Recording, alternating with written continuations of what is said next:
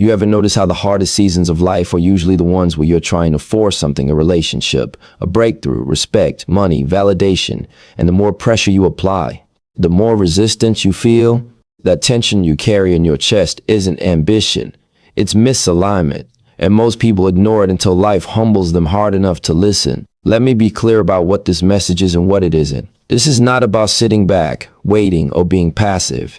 This is not about avoiding work or responsibility. This is about learning the discipline to move with purpose instead of panic, to act with faith instead of fear, to understand that not everything meant for you needs to be chased. Some things need to be prepared for. If you want clarity, stability, and long-term progress, you need to stop forcing outcomes and start aligning with direction. Here are 5 principles that separate people who build lasting lives from people who burn out chasing short-term wins. Most people don't realize they're forcing life until they're exhausted, frustrated, and quietly resentful of the very things they once prayed for. Forcing rarely announces itself loudly. It shows up subtly, disguised as effort, ambition, or urgency. It sounds like telling yourself you're just hungry or driven, when in reality you're afraid of being left behind, afraid of not being chosen, afraid that if you loosen your grip even slightly, everything you care about will slip away. That fear becomes the engine behind your decisions, and once fear is driving, logic slowly moves to the passenger seat.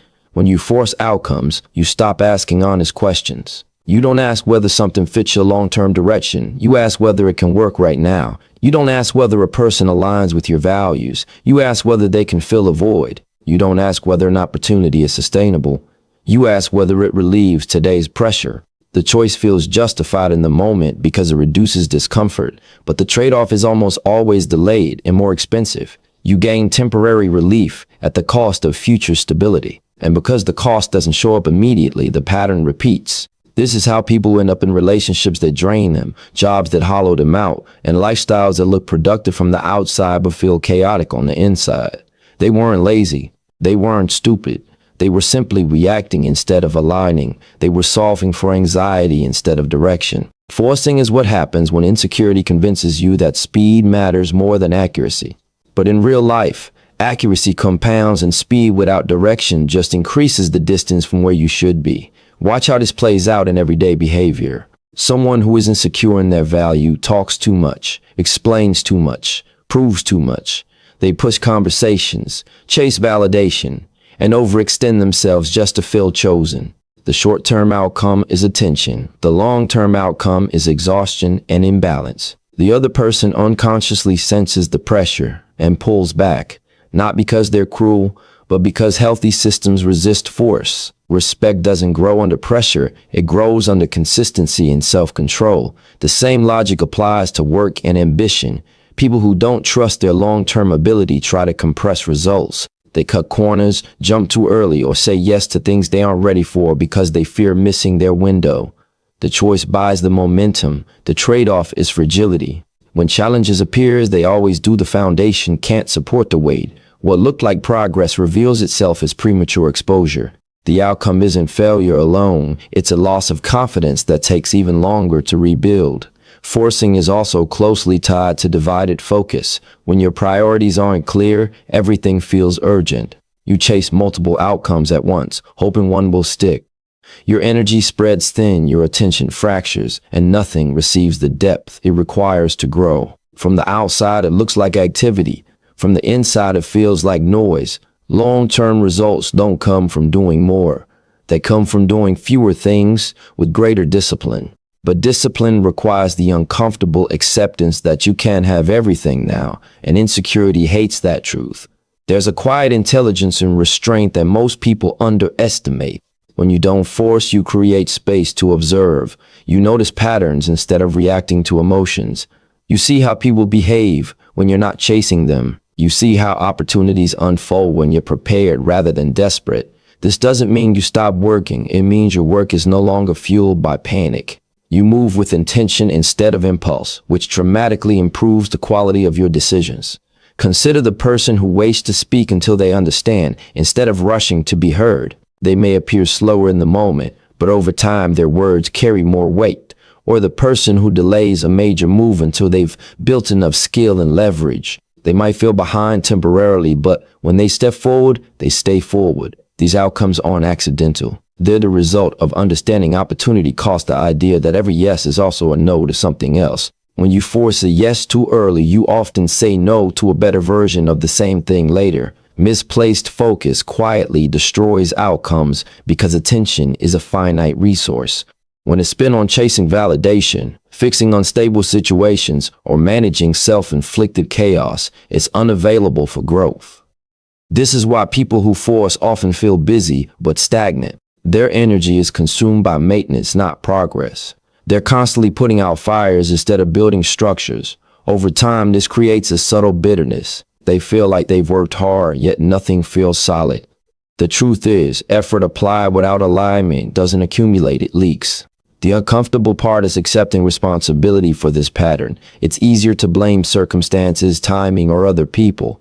But forcing is a choice, even when it feels automatic. It's choosing immediate relief over long-term clarity. It's choosing motion over direction. And once you see it clearly, you can't unsee it. You start noticing how often silence would have served you better than explanation, how often patience would have produced more than pressure, how often waiting would have saved you from unnecessary loss. Letting go of force requires trust in your preparation, trust in time, trust that what's meant to grow doesn't need to be wrestled into existence.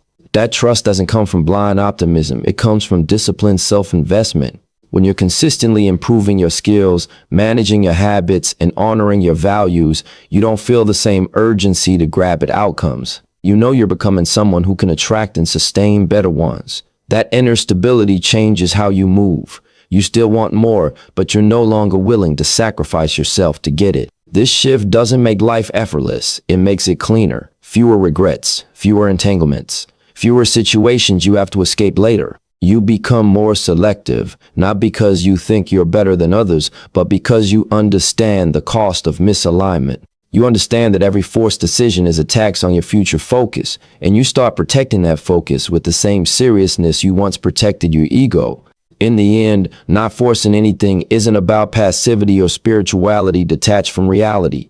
It's a practical strategy rooted in cause and effect. Calm choices lead to stable outcomes. Rushed choices lead to fragile ones. Focused effort compounds. Divided attention decays. When you stop forcing, you're not giving up control. You're applying it where it actually matters, on your discipline, your direction, and the kind of life you're building one quiet decision at a time.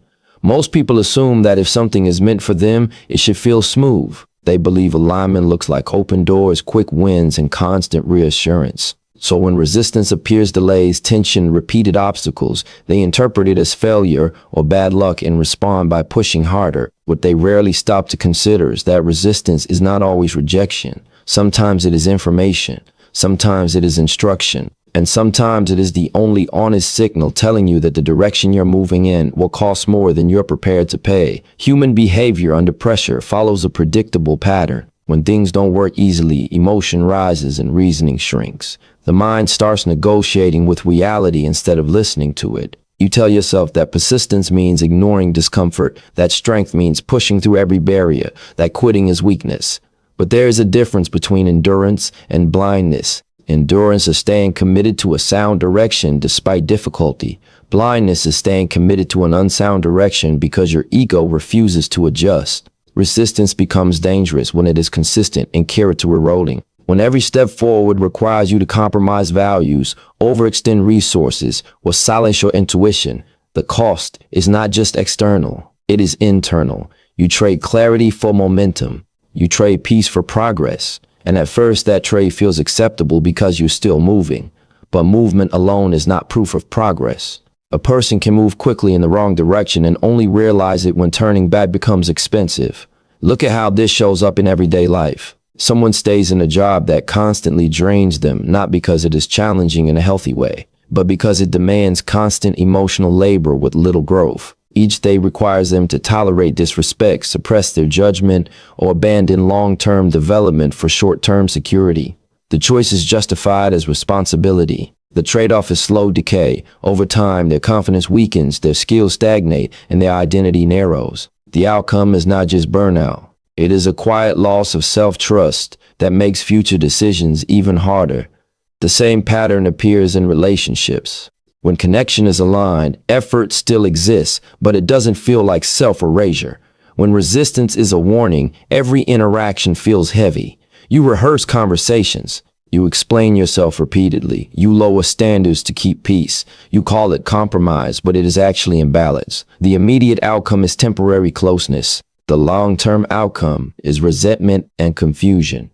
When people ignore this form of resistance, they don't just lose time, they lose emotional precision.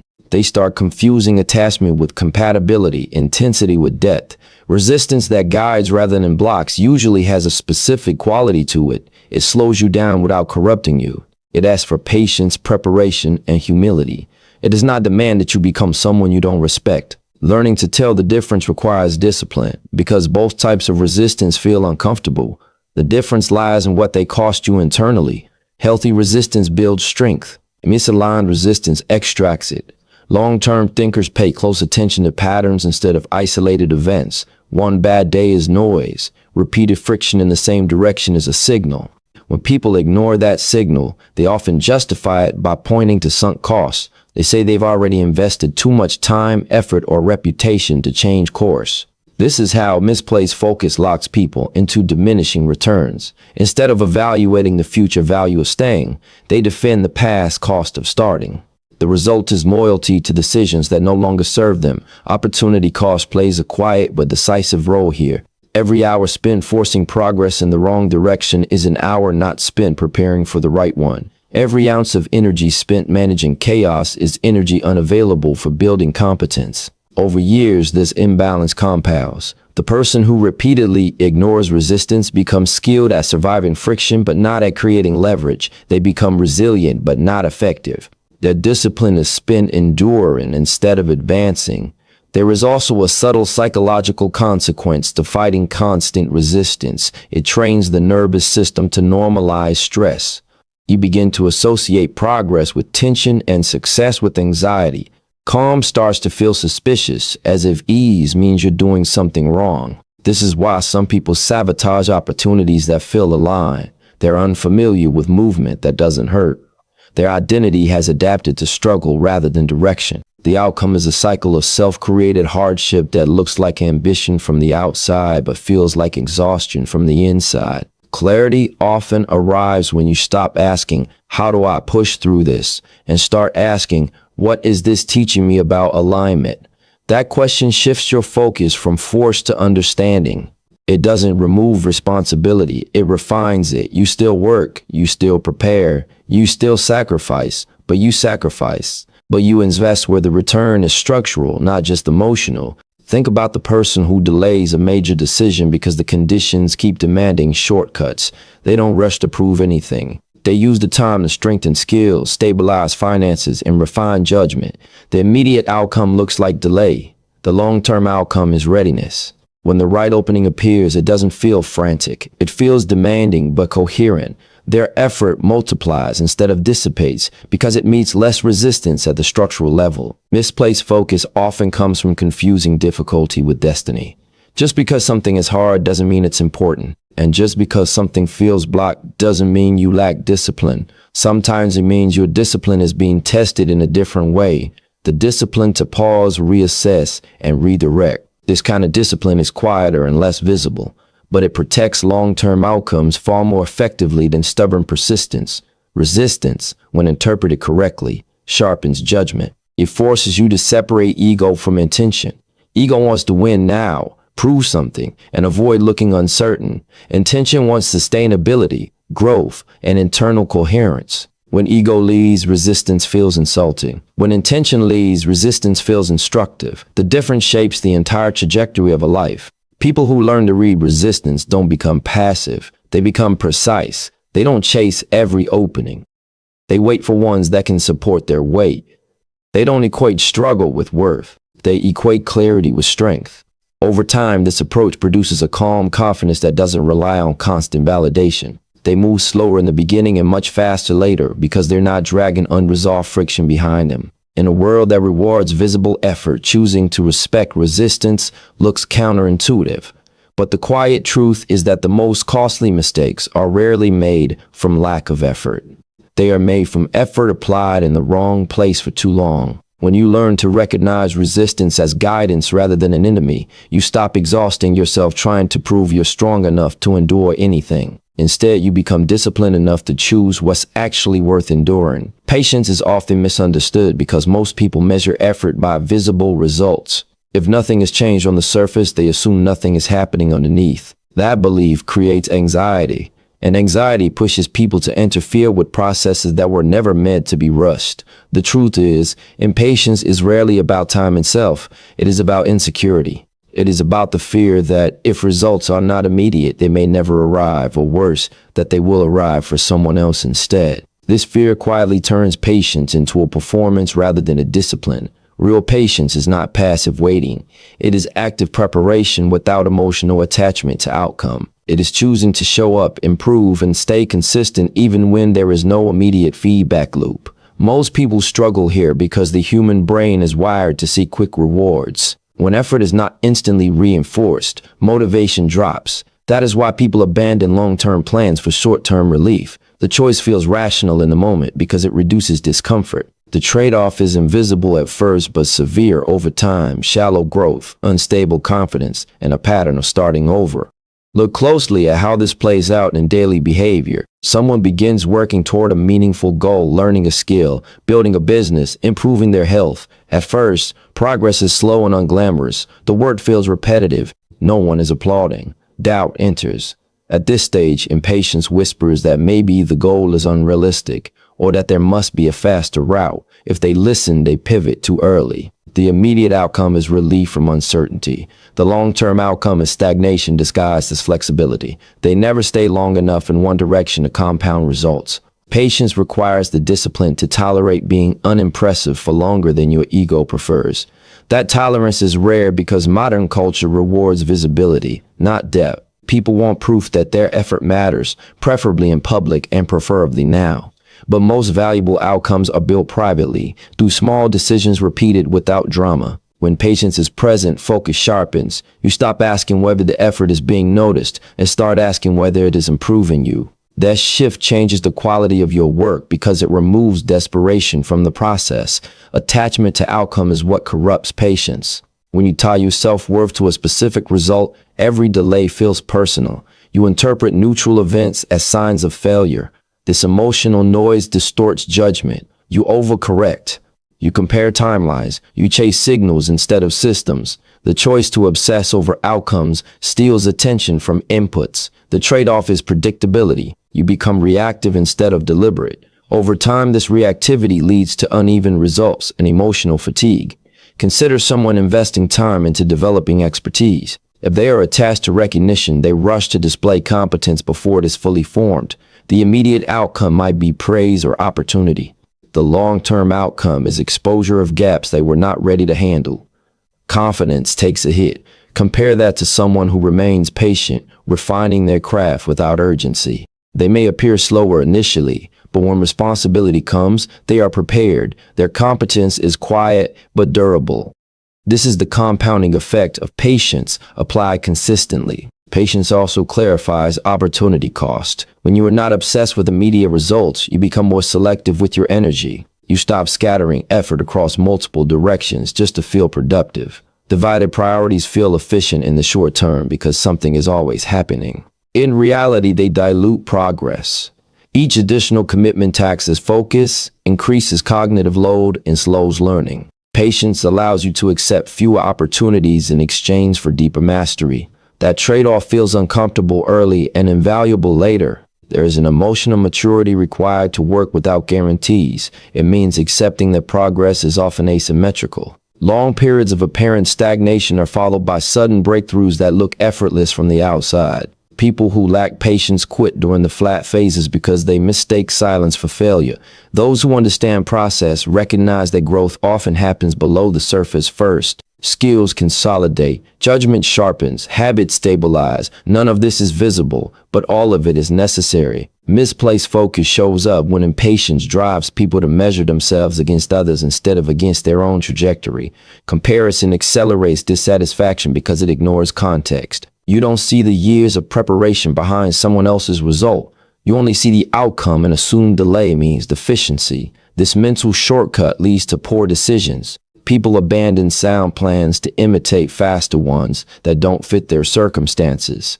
The short-term outcome is renewed hope. The long-term outcome is misalignment and wasted effort. Patience also protects against emotional overinvestment. When you are not attached to outcomes, setbacks don't collapse your identity. They become data, not verdicts. You analyze what worked, what didn't, and adjust. This keeps momentum intact. Emotionally attached people, on the other hand, experience setbacks as personal rejection. Their response is either overexertion or withdrawal. Both reactions interrupt consistency, which is the real engine of long-term success. Think about relationships, careers, or personal development.